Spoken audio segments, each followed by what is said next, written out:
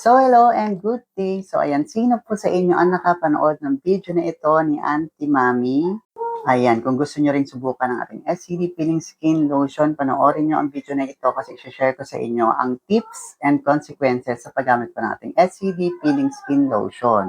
So, mga ka-Diyosa, kapag gusto nyo pong gumamit ito sa inyong katawan, lalo na sa inyong braso at binti, tip number 1, always perform skin patch testing. Yun po yung kukuha ka ng small amount ng product, ilalagay mo sa likod ng tenga mo within 24 hours. If no irritation happens, pwede na po kayo mag-start ng application. Tips number two, sundan lang po yung instruction dito for the body. Ayan po yung tinutukoy sa ating braso at binti. Kasi kapag sa braso at binti, 3 patong po yung nilalagay natin. Tip number 3, during application, no soap and no scrubbing po. Okay? Bawal ang sabon at bawal din ang mag-scrub muna. Tip number 4, kapag magamit kayo nito sa inyong braso at binti, since marami po yung inilalagay nating product para maluto yung skin natin, since makapal yung braso at binti natin, uminom po kayo ng cetirizine tablet kahit once a day. Tip number 5, mas marami po yung lagay ng lotion, mas makapal yung application sa braso at binti po ito ha, mas malaki rin po yung peeling niya. Para ma-achieve nyo yung nandun sa video, ayun, makakapal po talaga yung lagay nun. And lastly, yung ganitong part po natin na merong lukot, huwag nyo po yan lalagyan sa unang 2 araw. Sa pangatlong araw nyo na po siya lalagyan ng 3 patong. Kasi manipis po ito, yung folded skin na yan, kaya possible na mabilis po yung maluto at magsugat kung masasobrahan.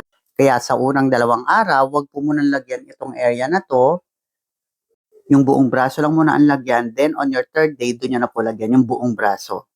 Ngayon, lipat naman po tayo sa mga consequences sa paggamit po nito sa ating katawan. Sa mga hindi po nakakapanood pa ng mga videos ko before, this is a rejuvenating lotion. So, ibig sabihin po, magre-rejuve po kayo ng inyong braso at binti. Ano ba yung mga possible na maranasan ng balat natin kapag gumagamit tayo ng rejuve sa balat natin? Meron po tayong tinatawag na rejuvenating process such as redness, itching, swelling, scabbing, nagda-dry din yung skin natin kasi yung trabaho nila, yung mag-dry yung skin para mag-peel siya. Since nagda-dry din yung skin natin, kaya makakaranas din kayo dyan ng pangangate. Pero tolerable naman po yung pangangate. May mga skin na sensitive na kakaranas ng pagbubutlig pero hindi naman lahat. Kaya ina-advise ko nga kanina on, may tips na uminom kayo ng cetirizine at least once a day.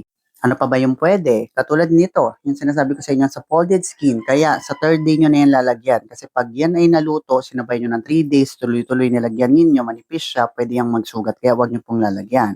So, ganun lang naman siya kadali. Huwag na natin pahabain. And for more product knowledge and video tutorials, please visit my TikTok account, RC Josa, and look for my playlist, Peeling Lotion Review, or lalagay ko na lang po dito yung playlist sa baba. Nandyan po yung ating mga video awareness, product knowledge, and video tutorial. So, yun lang po, and have a great day. Bye-bye!